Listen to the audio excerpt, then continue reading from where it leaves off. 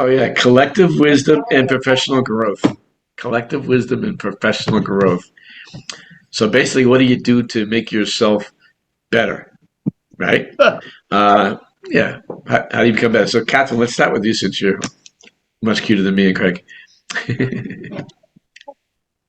Hi, everybody. So I actually thought also the theme was how to actively engage with your real estate community. Is that Hmm? still a thing or Yep, that's no? part of it. Yep, yep, Okay, because I don't know how to grow. right. Okay, so how I engage with the real estate community personally is by using all these platform on Facebook, essentially with the real estate group. And I use them to ask them when I need a great plumber, or maybe I have a rental need, or maybe my clients, they have some item they need to sell. Definitely promoting my listings on this San Diego Realtors group that I have, and I will send you some links. But it's have been so helpful. Like yesterday, I needed a contractor that does retaining walls and called five of the one that I had on my list, and none of them responded. So I went on Facebook, the real estate, San Diego Real Estate Group, and I got a great recommendation, and they arrived an hour later to look at the property. So it's pretty, really effective.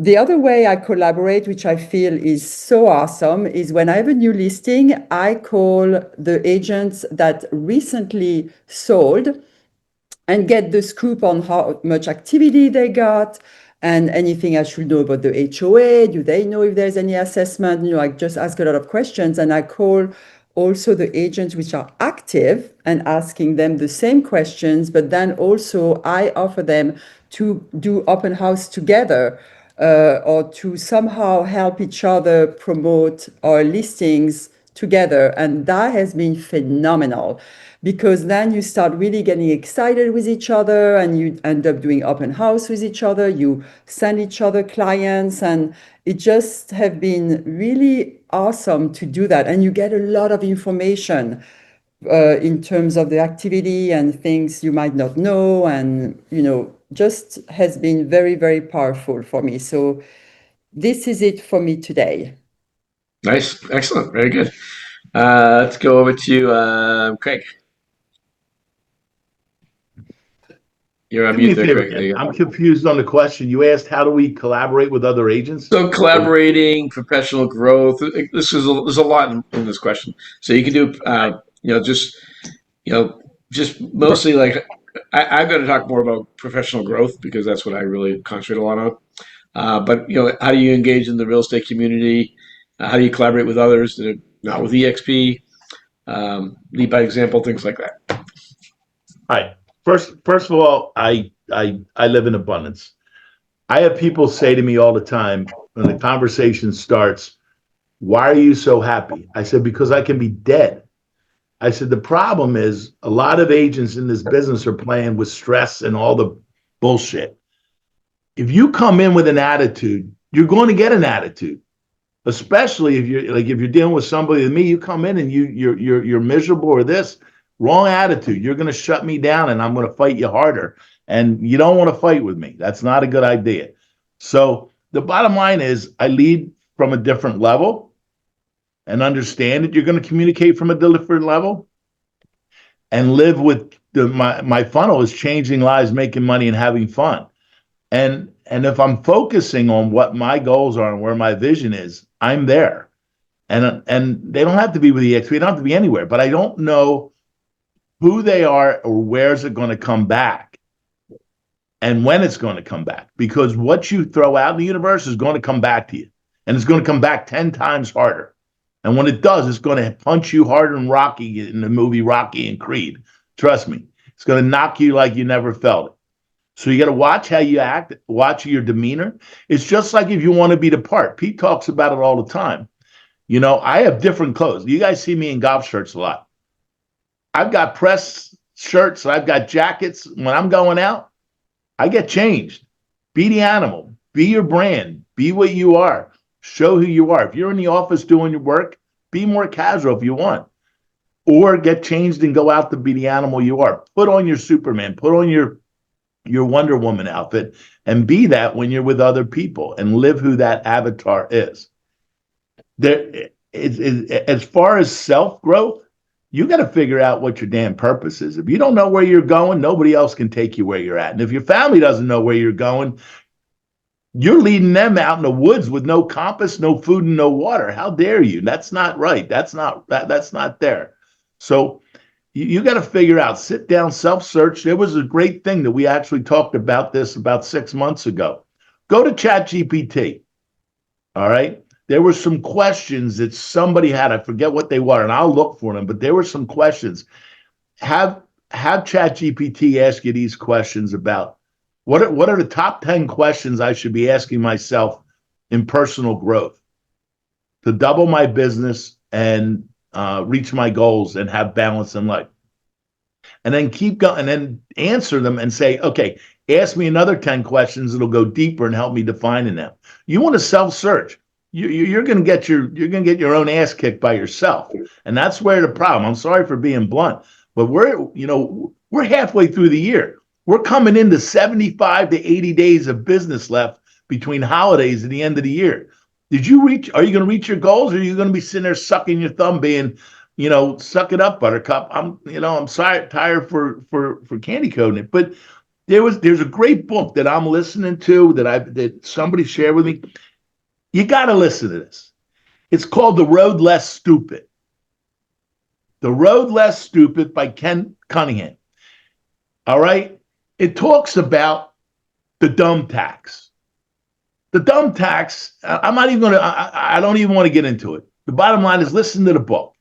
I've shared this book with my kids. I've told people, I'm telling you, The Road Less Stupid. We spend more time being stupid, losing time, money, and energy on things that we shouldn't be doing and with people we shouldn't be doing it with. All right. So I've learned at 60 years old, 36 years in this business, nobody wants you to succeed. You know why they don't want you to succeed? Because it raises their bar. Get away from the people that are poison. Stay with people thinking like we are. I know I'm preaching here, but you ask me what I do, this is what I do. Learn to say no. Jeffrey Itzer's got a great thing in building your business. All right, in building your business. I will take that link and put it in. If you're not following him, follow Jesse Itzer. His wife created Spanx. He created two other $2 billion companies. There's a whole thing of the 10 questions you should be asking yourself when you're creating your business. All right. And no is one of them.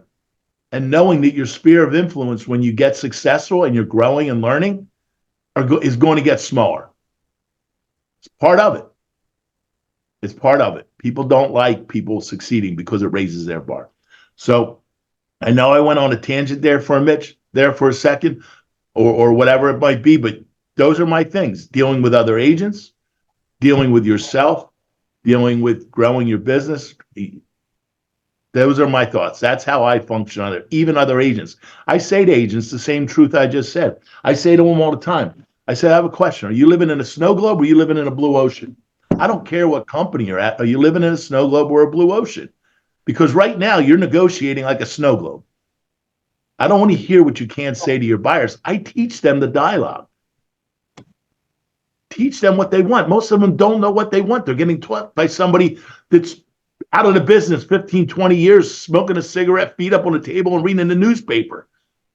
Versus somebody that's in the animal. Okay? So once you figure it out, it's easier to pull people with you than it is to push the rope backwards when it all gets crumpled up, is when you'll figure out where you're going. So the philosophy is the ROGD, out of the box guy.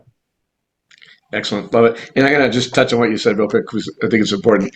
I think the biggest flaw in everybody in our business right now is when they get up, their mindset is completely wrong. And what I would mean by that, the first day when I came into real estate, I remember sitting down at my desk, no training, no anything. And I said, and I had no money. You guys know my story. I lost $82 million right before that. And I was just getting ready to, launch my real estate business. And I said, the one thing holding me back is that I only invested $1,500. There's no pain in $1,500. So I sat there and I said, what would I do if I was going to start another company, which I've done many now since then again. What would I do if I invested $250,000 in my business? And when I ask realtors this, the answer they say is everything. Everything. So mindset controls your destiny. If you have a mindset of a $1,500 mindset or a $250,000 mindset, you're going to get the results. Everybody on this call is successful because their mindset is a $250,000 investment mindset, not a $1,500 mindset. Let's go to Cam.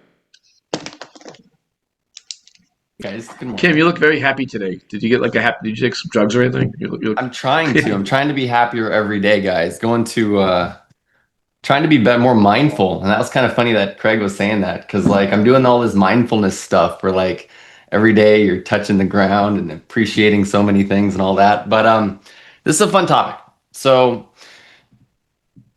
collaboration in our business is very unique because the truth is that we're all individual players, right? We're not, this isn't a team game. With that said though, you can always do more on a team than you can individually, right?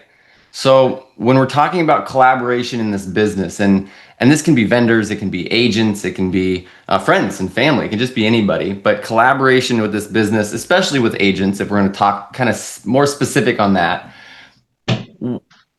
one thing that's really important is you need to identify what you're trying to do with the collaboration, right? How is it helping you and your business move forward in the direction that you want to take it? Catherine, you were talking about collaborating with other agents in neighborhoods so that you can do more with marketing. That's genius. That is exactly what most agents need to really focus on when they're talking about or thinking about outside of the box ways to grow their business, make more money, and be more collaborative. With that said, I'm going to kind of talk on my point because obviously that's what I know more about. 5 years ago, I started our group NextGen. And I did that because I saw the one hole in our industry was that before groups like the one that we're talking in right now, there wasn't very many of these. There wasn't places that people were being genuine, being, from value, as Craig Lurch says, coming from abundance. People weren't doing that here just 4 or 5 years ago. So when I saw that, I thought, well, let me fill that hole. Let me come from an area of, well, we're just going to give away everything. Using the mantra of, Earl Nightingale of, you can have anything in the world if you help others get what they want first, right? So my idea was if I can help other people become as successful as I am, whatever that means, right? So the thing is, I wanted to help people come up in their business. And I never looked at it from a sense or a spot of, well, I want to make sure that these people don't do more than I do. I want to make sure that these people are having the successes or more successes than I even had in my solo selling days when I was going as hard as I could, losing my mind. How can I help other agents that are, wherever they are, if they're brand new in their business, great. If they're 10 years, if they're 30 years, it doesn't matter. How can I help them achieve more than I've achieved? And that is my mindset with NextGen. I'm always trying to think of ways and help other agents build out ways to sell more and do more. And it's up to each individual agent then that I partner with that allows them to really take it and grow how they want to. Because Craig, what you said was the biggest truth of all. You cannot push a rock up a hill. Okay. It's not going to happen. But if you can figure out how you can make the pot of gold at the bottom of the hill even better, and you can let people roll down the hill the way they want to, while helping them, it has been able to take my business and it's been incredible. Obviously, Mitch and I, we've done a couple live speaking events, but I've done enough live speaking and been in front of so many people now because I changed my mindset from how can I make it me, and how can I make it everybody else? How can I help as many people as possible? And one thing I'll keep in, I'm going to kind of revert this back to most of our viewers on this call, because I know not everybody's running a coaching company or not everybody wants to run a coaching company.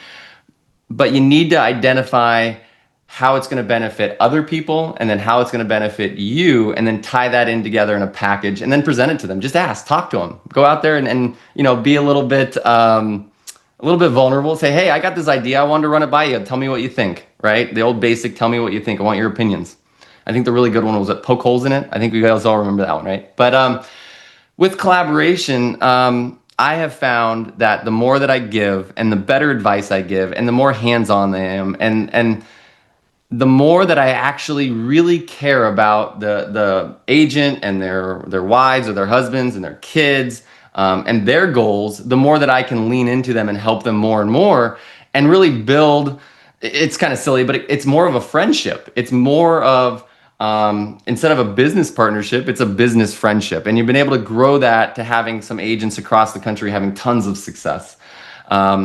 The one tipping point for me, I really love the book, The Tipping Point, but one tipping point for me was when I really started trying to connect with agents that are significantly outside of my geographical area. So being that I've been down here in South Florida almost 20 years now, I know a lot of agents. I've texted with a lot of people, worked with a lot of people, good and bad experiences.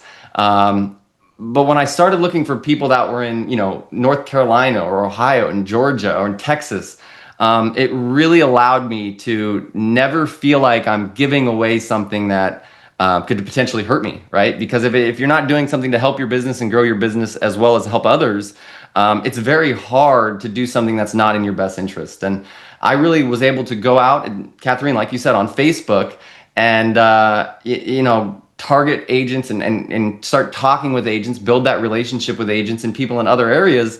And that for me has been just the biggest blessing. And it's really helped grow everything that we're doing and have success with it. So not a ton I know on collaboration and stuff. This is a unique topic and kind of excited to hear everybody else's jump in. So Cool. That's Good what I stuff. Ross, by the way, were your ears burning it all the past couple of days? Maybe from my We were- pre-workout. I don't know from anything else. We had a long discussion about you, and I think we're going to throw you off the island. No, I'm kidding. Is this my farewell speech? Are we changing the subject? Do I got to say bye? Ross, now? you can hang on my island anytime you want, brother. All right, let's go, Lurchy. I'm into that, man. we were just talking Lion about how Island. what a really really nice guy you are. Honestly. Oh, I'm Yeah, glad you like- think I'm nice. That's yeah. cool. I think you're nice too. I like you guys. Yeah, Hey, we gal. talked to, Yeah. what a great addition you have been to the group here, and just what a good person you are. So, anyways, Thank you. Thank you. Well, my ears were burning this morning, but that's because I was working out with my son and he likes to talk. So we had a fun. That was our first workout. He's just turned 12, so like we're starting down a new venture together and talking about personal growth. Like that was my conversation with him this morning. Is, hey man, we're in here. We're gonna challenge ourselves, right? So before we even hit the gym, what we like to do is he and I, we read the Bible together. We're going to challenge ourselves spiritually, and then we're going to challenge each other physically, and then we're going to challenge each other. He's going to go to school, I'm going to go to work, and we're going to be challenged mentally. And we're all these things are going to be working towards making us a better person so we can help other people, right? And that's where we're trying to put our mindset is, like Lurchy said, that abundance mindset is a great way to live by, and that is going to lead to collaboration. And the one thing I do want to lay out there is giving away information is great. I mean, what's the best kind of information you can get is applicable information. But what I've learned is I can give away as much applicable information as possible, and it's still garbage because the person who received it is not going to apply it, right? And that's why we have people like, this is something that rang true with me earlier. It's like, there's a lot of agents in the business that are like, I've been doing this for 50 years. And they said that person did their first year for the 50th time, right? I heard it on this panel. Somebody that rang true to me. They're doing the same thing, no growth. It worked 50 years ago. It's going to work today. I'm sorry. It's not the case. We all got to grow together. And that's why I love this panel. I love hearing from everyone. It's a whole range of people, whole different areas and regions of the United States. What a fun thing to be a part of. And this is agent collaboration, right? And I would hope that people could walk away from this and pull something out that they can apply. I have a long list of things, and the thing that I committed to in 2025 is to check them off, apply it, get it in my business. We just launched 4 pieces of tech in our business, 2 more to go, because that's what our industry is now. checking things off the box. Because if you do want to attract, if you want to collaborate, if you want to be known as a leader in your industry, you have to be on the cutting edge and you have to be able to separate yourself from the competition. So I went to this luxury summit, right? And the keynote speaker canceled day of. It was supposed to be like some AI thing that UWM was putting on. And so it was like a luxury agent that came on, did a real estate one-on-one class that was worthless. But he was getting in there. And one of the things that I was able to take away is, what are you saying you are, right? And everyone's like, oh, I have integrity and I'm nice and like I'm going to work really hard for you. And he was like, every single person in this room is striving to do that. That's everyone's platform, right? So how can we all work together to like differentiate ourselves or push each other to find our differences that we can take to market? And I think that's where this kind of collaboration comes in key, because like me and Mitch or me and Cam, me and Matt work out of the same office and we have wildly different offerings to our clients, right? No one is the same. No one is for everyone. That's why everyone gets a piece of the pie.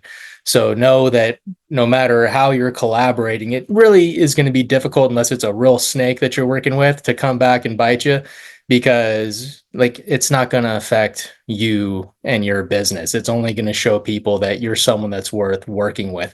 You want to be that person that when you call on the listing because you have a buyer, they're like, yes, this person's going to sell my property. Of course, I'm going to let you show it. And of course, when you bring an offer, I'm going to consider it better than the guy who just walked on the scene and he wrote his first offer and didn't even put like the close date on it.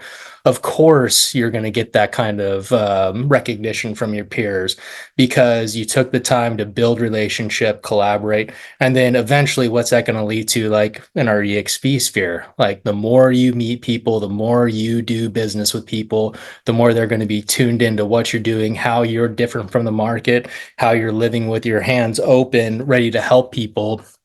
And that's going to attract them eventually to wanting to work with you, because I'll tell you, no matter who you are, everyone is trying to emulate someone who is helpful and not selfish, no matter how you're wired. That's who people want to be. Can a lot of people do that? Like, you know, circumstances in life and some things hold them back from actually executing that.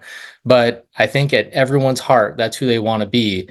And when we lean into each other and we work together in a market, local or abroad, that's when the magic really starts to happen.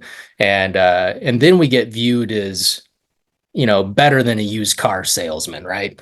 The view of the realtor can be elevated then, because we're not just out there with commission breath trying to make a sale. We're actually offering a service. If we turn ourselves, when we're working with our clients, into a product, if we know what we're going to do for them, when we can sell a product to them, that's when trust and likability all happens, instead of just trying to create a new reason why they should work with you every time you meet someone. So you got to build into yourself so then you can build into others. And that's going to present a nice, healthy product to the market as a whole. That's great. You know, it's funny when you say that, because I spend a lot of time in growth mode for myself personally for many years, and that changed my entire conversation with all my customers. Like all my customers became, and I'll give you a quick example. I have an astronaut and his wife who are customers of mine, and we would get into these deep conversations about personal growth. Because he went from being a inner city kid to a fighter pilot to a master's in music to a fighter pilot to an astronaut, and doing free shuttle missions and two spacewalks. And we talk about what he had to do to get to that point. So it's so important to pour into yourself and then pour into others. It's just great stuff. I love this stuff. Matty, what's up, bud? Up you there, Matt? There you are. Yeah. Okay, I wrote down a few notes. So I don't know if anybody's mentioned it, but co-listing, especially if you're a newer agent, or you're working an area or a price range that you're not, you know, accustomed to doing. Co-listing is I see a lot of agents in our market co-listing because they're maybe going for a luxury listing. It's in an area that, you know, maybe there's an agent that's pretty dominant in that market. And so they'll go to that agent and say, hey, I've got this opportunity. Would you want to co-list? And of course, every agent would be like, absolutely, that's found business, right? So I think that's, for whatever reason, it's something that a lot of agents don't typically do. But I think especially if you're a newer agent, or again, if you're in an area that you don't have a lot of experience in, especially in maybe the luxury sector, co-listing with another agent that's experienced in that market is a really good way to collaborate. So that would be my first thing. You said it's also about personal growth. So I'm really big on going, my whole real estate career, I've always been gone to lots and lots of conferences to learn. And I'm just like a sponge when I'm there, and I always learn something. And a lot of the events these days, they give them away to get you in there, maybe because they want you to sign up for coaching or whatever, but you always learn a ton. So if you have, keep an eye out for all the different events that are out there, because, you've always got to be learning. Like, I'm taking actually an online course on AI right now that I signed up for a few days ago.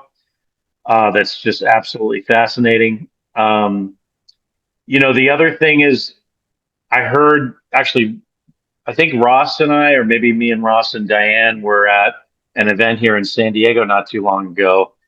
And there was a pretty big luxury agent there. And he said that he kept being able to get listing appointments, but he wasn't getting the listings. And these were on super expensive luxury listings. And he said, so finally I decided I'm just going to mystery shop all my competitors. And so he had his girlfriend, basically reach out to all of his competitors and say she wanted to sell her house. And she had to sit there through X amount of listing appointments. But guess what? He got to see what all the other agents were, presenting on listing appointments. And then what did he do? He just made his listing presentation that much better than everybody else. And then he started getting all the listings. So I think that's a really interesting thing to do. I've never done it, but I've thought about it. And when I heard that, I thought maybe I need to do that,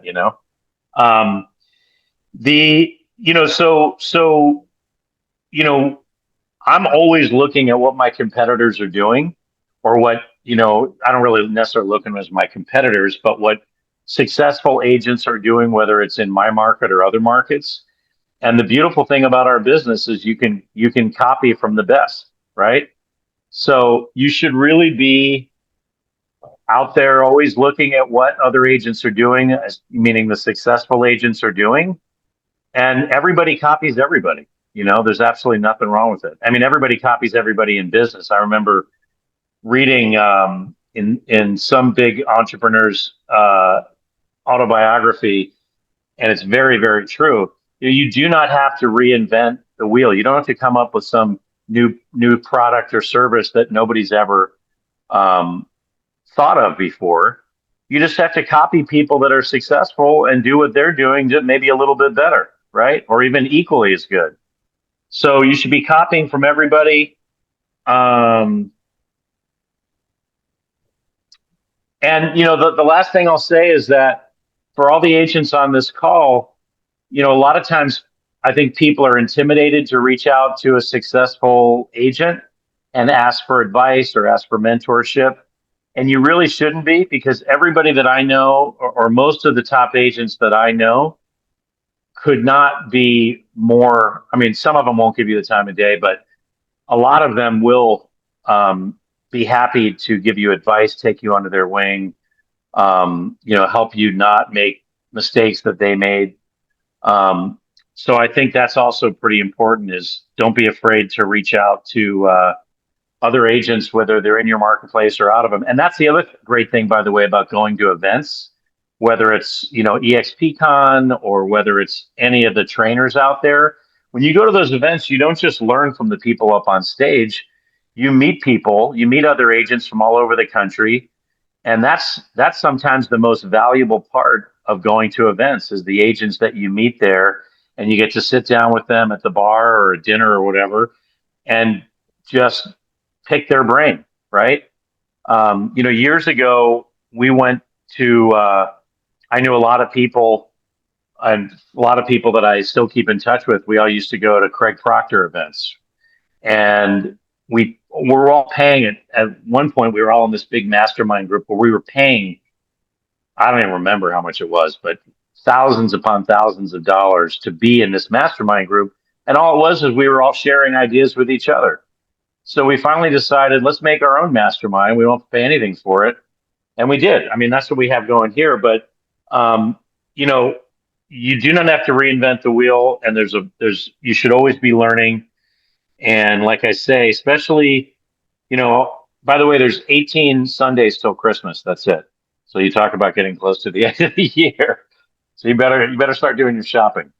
No, but you know, the fall is also a really good time to, you know, even though you're still working and generating business, but also sort of, you know, growth, right?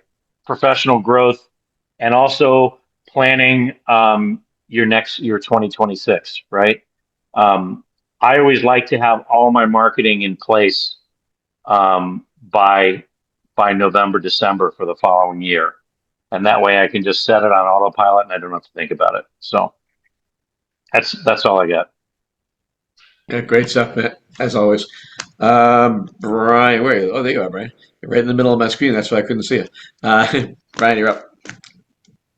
Thank you. Great topic, and love bits and pieces of everybody here. Lurch, do you carry a CCW with you? I carry a gun. That's it. Is that what it was? Yeah. A concealed weapon. Okay, now I got concealed weapon license.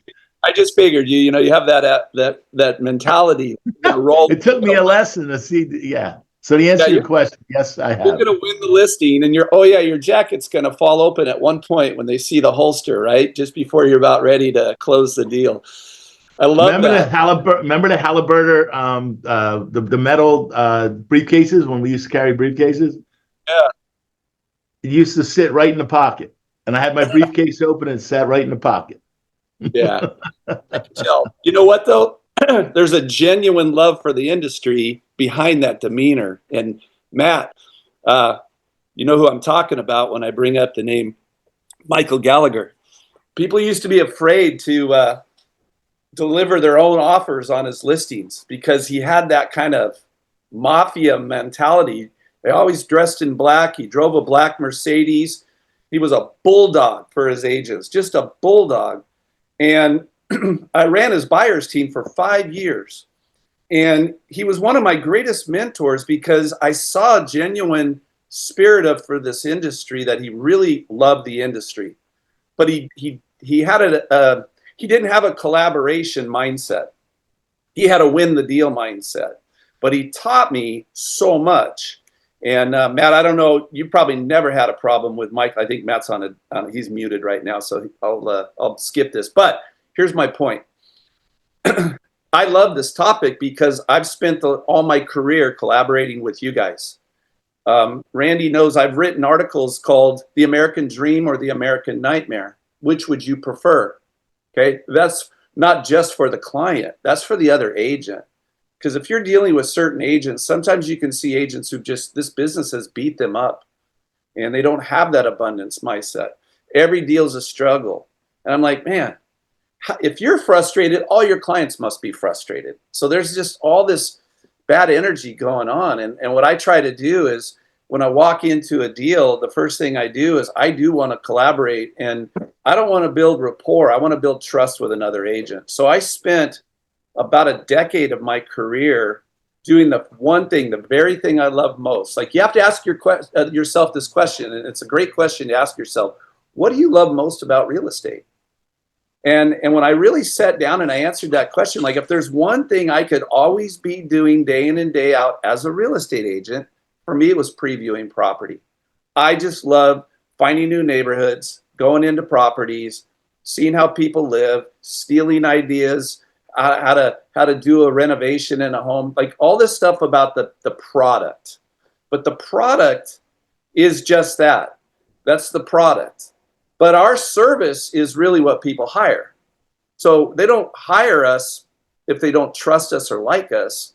That just doesn't work in this business. So when you collaborate with a spirit of winning over the opportunity to do business with the other person at some point in some day, because you may not have a deal with them right now, but somewhere down the line you will. So like I spent, and for Dave Lawson, like my whole goal for 5 years would be to see every one of Dave Lawson's high-end listings that didn't have a lockbox. I wanted to see them with him. So if he was having a broker's caravan or a special event, I was there because I wanted to build a relationship with the top listing agents in San Diego.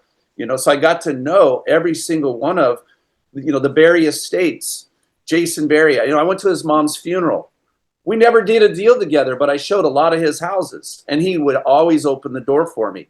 So what you want to be able to do is build a relationship where other agents trust you. You don't have rapport with them. There used to be these people and again, I'm using Matt because Matt knows Rancho Santa Fe, but remember, Matt, you go on caravan occasionally in Rancho Santa Fe and you'd always see that one agent that has never sold a house, but he was there at every one of the catered events just eating the food, right? We used to call them the eaters. They never sold a freaking house, but they were there. They were eating. And I didn't want to be the eater. I wanted to be the guy that sold the properties, and I wanted to be the guy that trusted people, and I wanted to be the that, like you were saying, co-listing. There's a lot of co-listings in Southern California. If you had an office with a brand, and you had an office in Coronado, and you had a brand office in Coronado, but you had another one in Rancho Santa Fe, it was not uncommon to see one brand agent go to another brand agent and co-list in the marketplace to capture. So if I'm with Pete Middleton and I got a $10 million listing in La Jolla, I'm going to go talk to Pete. I'm going to say, hey, Pete, you want to co-list this, right? That's a smart move. And what you do is you end up getting reciprocation. And now next thing you know, somebody from La Jolla doesn't want to drive to Alpine, but they got a 5 million lake, listing out there. They'll co-list that with you, right? So that was brilliant. So if you're in a marketplace that has luxury properties, I challenge you to try to get involved in doing the real roots of what it is you love about real estate. And if it's like me previewing property, I would always preview only homes that didn't have a lockbox. I could see a lockbox house any time of day. I want to see properties that I can't get into. I have to see them on that happy hour night on a Wednesday night because somebody just listed some luxury property and it's invitation only and you hear about it. I would go to broker caravans. I would go to the board of real estate as much as possible and listen to the pitches and build relationships with agents. But then when I'm representing a client, if it's the seller or the buyer, this article that we have that is available, which was the American Dream or the American Nightmare, which experience would you like? I begin to disseminate that to the other agent. And I let the other agent know, hey, I've got a great client. Here's how I got them to this point. And I'd share with them because if it's a newer agent, they just got lucky and got a listing from their Uncle Harry who had a $10 million estate and they've never sold a property before, it's going to be a bad experience for Uncle Harry because somebody's going to come in and beat up Uncle Harry with a good buyer. You know what I'm saying? So you have to really focus on the fiduciary relationship that we all signed up for is to help the other party. It's to have a good experience. And collaboration, for me, again, the collaboration, it starts with this relationship here. If I have a great relationship with you, the other agent on the other side, we don't have to like each other. Trust doesn't need like. Trust is trust. Rapport comes later. I have, like, Matt, you're not muted right now, are you? No. When you were muted a few minutes ago, I brought up Michael Gallagher. Like, how often did one of your agents want to present him an offer on his own listings? Is Michael Gallagher still around? Supposedly he's back. Yeah. Yeah. But he had that demeanor where you didn't want to. You just would email it to him, And I got to the point where I had sellers where I would say, hey, I'm going to put in the MLS no blind offers. And they'd say, well, what does that mean? I said, that's an offer from somebody who's never even previewed your property. They're just shotgunning offers. And if I haven't seen their name on the lockbox, I would call the agent. I'd say, hey, thanks for your offer. I'm not going to present it until I see you have viewed the property. I need to know you've seen it. You know what you're talking about. You know what I'm looking for as far as a buyer for this seller. You know all the hot buttons for the seller. I want to make sure that you've seen the property that you're writing an offer on. And I don't like blind offers. If you haven't been there, then let's pause for a second and you run over there. Maybe your buyer saw it on an open house, but you haven't even seen it. You know, that's what the AIVD is for in California. It's the agent's visual inspection. You've at least been there. You're at least writing an offer on a home you personally have seen. Nothing worse than that. Now, I have done it. I will admit I have written offers on homes I didn't see, but my clients at least saw them. If you're working with investors and they haven't seen it and they just take somebody's word for it, do yourself a favor, get in the car, drive over and see what you're writing an offer on, and then reach out to the other agent and then make a relationship, because your investors will kill your relationships with other agents, because all you're going to get known for is insulting sellers with horrible offers. And that's really what's going on. And agents don't like to present insulting offers to their sellers. However, if you call the agent first, Cam, I'm writing an offer on that new oceanfront condo. My clients want to come in $200,000 below asking price. I think they're a buyer closer to it. I don't know where my clients are going to end, but they're going to insult your seller. Should I send this over to you the way it is, or how would you like me to approach your seller with an offer of a couple $100,000 below? Send it over. Let's look at it, and then we'll go from there. Yeah. Okay, good, because I want to let you know I don't want to send it over without your permission. That's okay. We'll love to look at it. My sellers are excited for offers, so we'll take a look at it. All right. We'll let the buyers work that out together. Let the price work itself out, but you and I just make the deal really comfortable for our parties, and then you and I'll get along, because it's really between the buyer and the seller, right? Perfect. Look forward to it. So that kind of collaboration will take you a long way in this career, because you don't want to be known for just shotgunning offers and destroying relationships between buyers and sellers and their agents.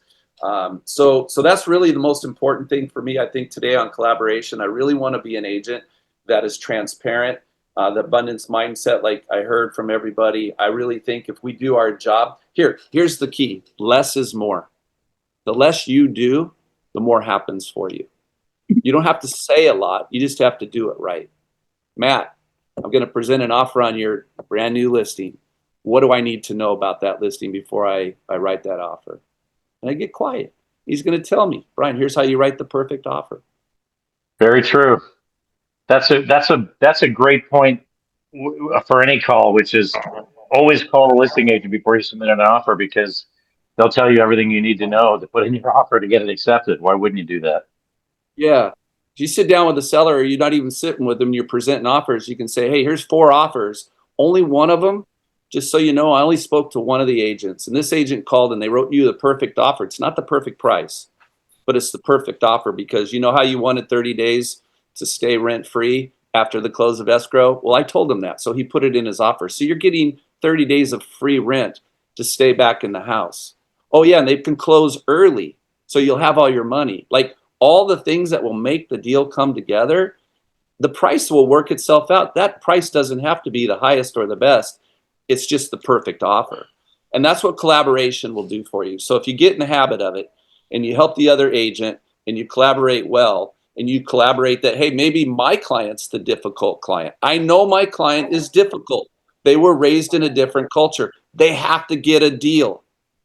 And so to get a deal, sometimes they have to pay more than full price. How do you get somebody who wants a deal to pay more than full price? You get transparent with the other agent, and you respond with a response that the agent trains the buyer that you represent. And I'll show my clients what Cam would send me back. Hey, I know you want to come in $200,000 below, but guess what? These people priced it below in their mindset. So you got to actually come above. You're going to need to come $50,000 above. Are you able to consider that? You can meet with the seller on the price, but just so you know, they priced it aggressively so they could get overpriced, not people who will underprice it.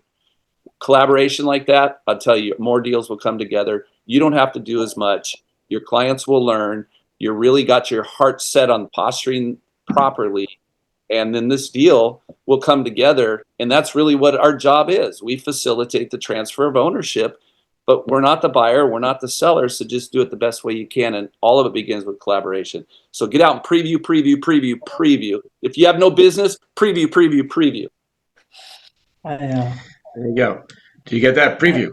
If you're not noticing a common theme, by the way, none of us live by scarcity. None of us. There's not one person on this panel that lives by scarcity. We all live by abundance, and I think that's a big reason why we're where we are. Randy, you're up, bud. Hey, I want to pose this because I got this past week. I just got a text, right? I'm a co-agent with another agent on my team on the listing, and this agent just texts me and says, "Hey, would it be possible for you to show the home to my client tomorrow? I'm out of station at this moment." Just posing this. How would you guys respond, and do you view that as collaboration? So he wants me, the listing agent, to show the house to his client. I never received a phone call, just a text. Is that a good example of collaboration, and how would you respond? I'm just wondering. I'll jump in Yeah. real quick because we get these probably 35% of the time now from agents from Miami that are trying to sell homes on the West Coast instead of the East Coast. Yeah. Flat out, we just now say, no, you need to have someone at your office or your team show it. Because what we've found is that they will come over and show it themselves. They just don't want to make the drive. It's 2.5 hours for them and they don't want to do it. So they try to use the listing agents to do it. Now, if it's someone that calls me and says, "Hey, Cam, I had a scheduled showing appointment.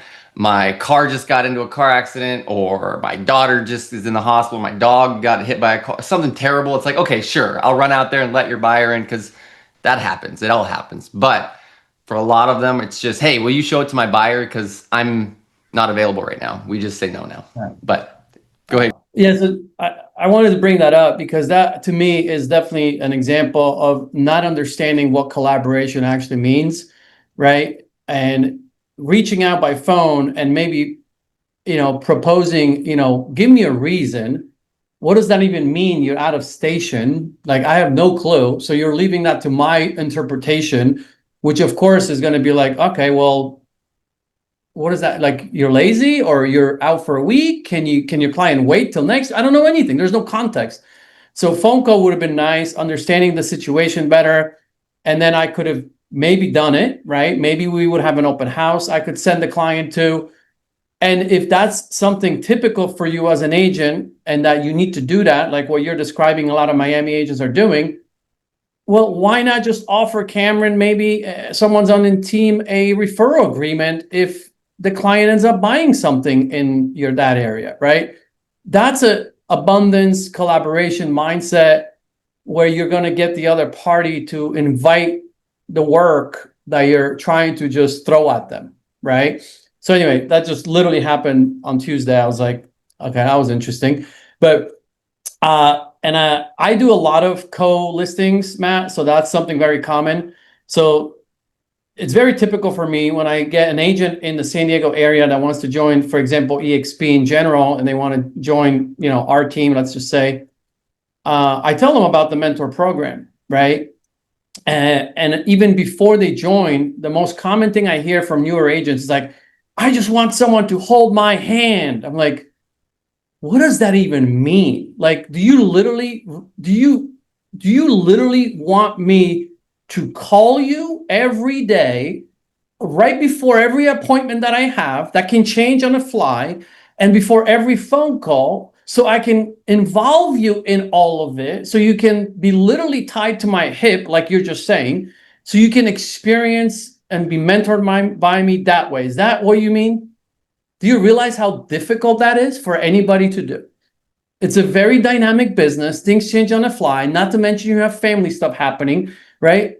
Is that, and then when you repeat it to them with context, they're like, "Oh, wow, yeah, I guess I haven't thought about how difficult that might be for you guys." I was like, so how about we do this?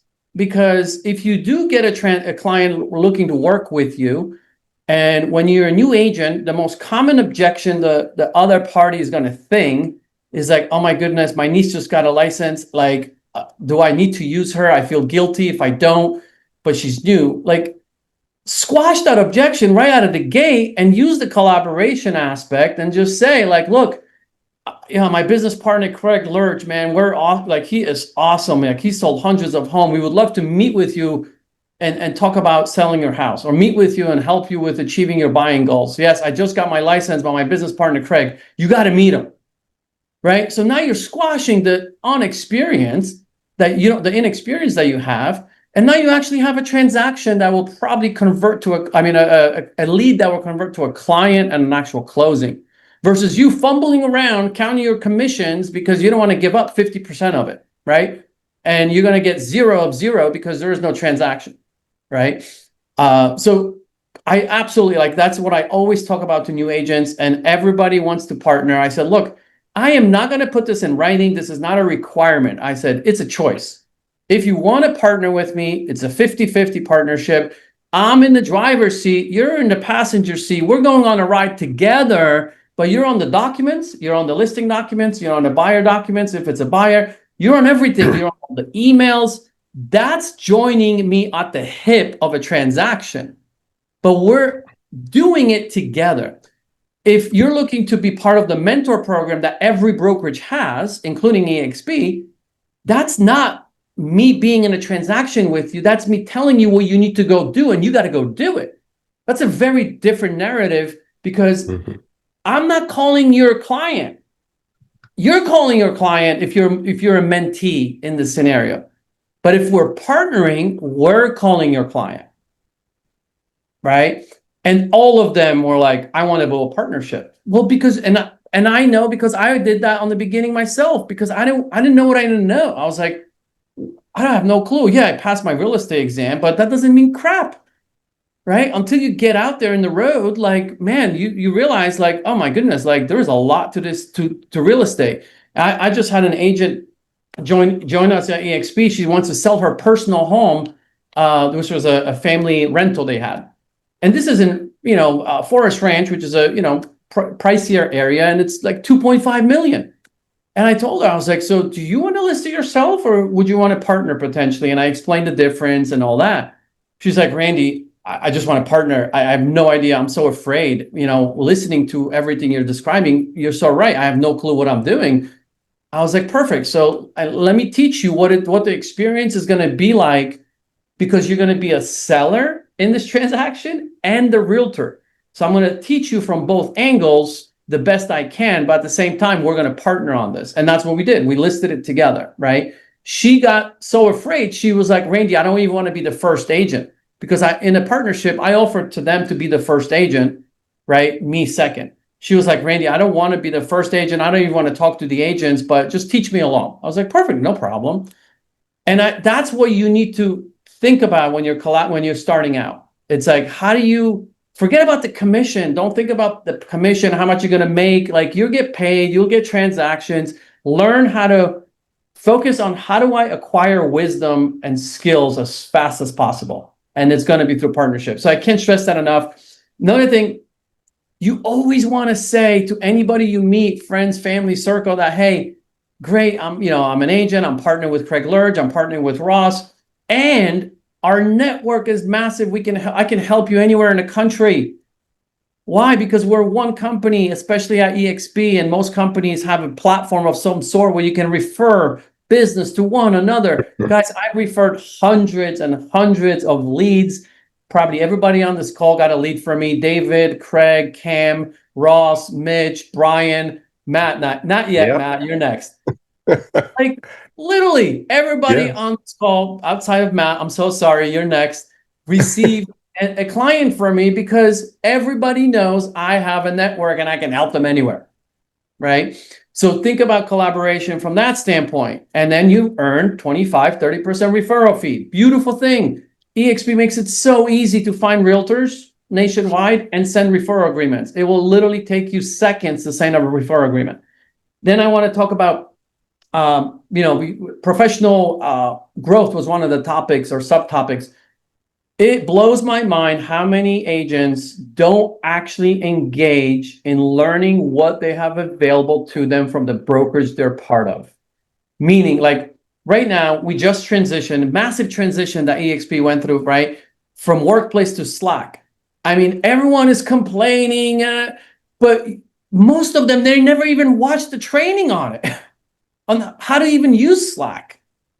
And this is the so common in our industry, right? And it's not just realtor industry, it's most industries. But if we specifically look at the realtor industry, it's like, guys, you need to engage and learn. Like, spend the 30 minutes watching a training to save hours down the road instead of you trying to figure it out and get frustrated and then voice your opinion on social media how negative you are. Like, that doesn't work. And then you bring in other people that are doing the same thing you're doing, and now you have this negativity spinning around you. And now you're spinning out of control and you're like, this brokerage sucks and I'm leaving. It's like, and then you're going to repeat the same thing in the other brokerage. So who is it, right? So lack of engagement is the one thing I see, and it irks me, man. On the flip side of it, I love when agents engage.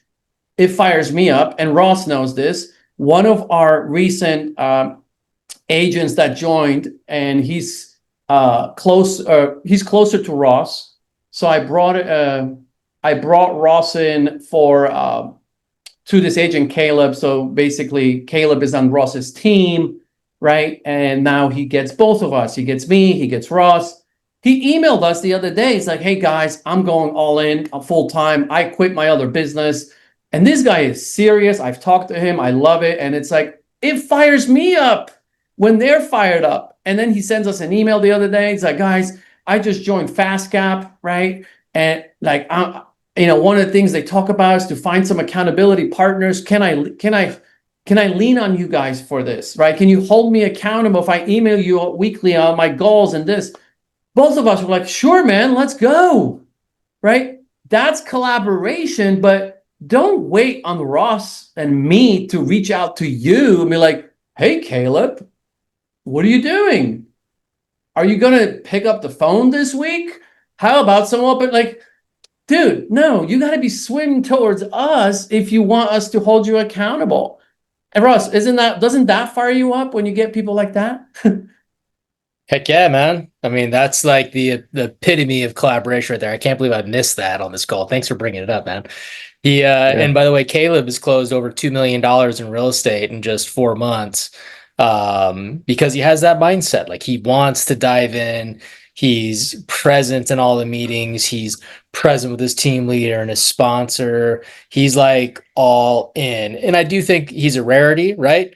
But when you do find someone like that, it's pure gold. And I love that we get to collaborate with that.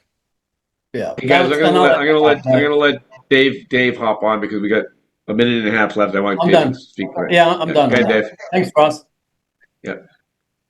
Yeah, well, we're almost at the end. I'll be really quick, but I'm going to just tell you some of the general things that I've done for my entire career.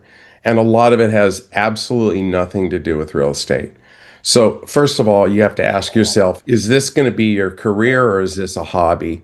How serious are you going to be about it? And if it is a career, I've got a saying, doing the right thing is always the right thing to do. It's biblical, right?